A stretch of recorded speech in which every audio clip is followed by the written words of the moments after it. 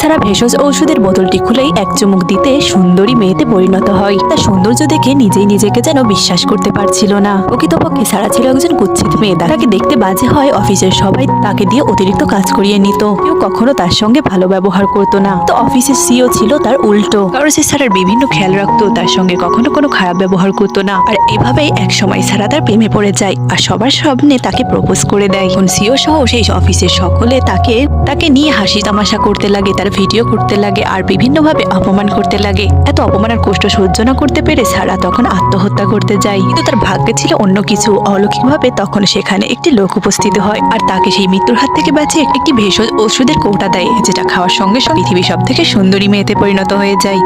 আর এরপর সারা ঠিক করে যে তার সমস্ত অপমানের বদলা এবার সে নিয়েই ছাড়বে। তাই তো সেই কোম্পানিতে সে নতুন এমপ্লয়ি হিসেবে জয়েন করে। তার সৌন্দর্য দেখে প্রত্যেকে শুধু তাকিয়ে থাকে। সৌন্দর্য দেখে তাদের নিজের কাজের প্রতি কোনো খেয়ালই থাকে না। সারা কি পেরেছিল তার প্রতিশোধ পূর্ণ করতে? তা দেখতে হলে ভিডিওটি লাইক করে সাবস্ক্রাইব করে দাও।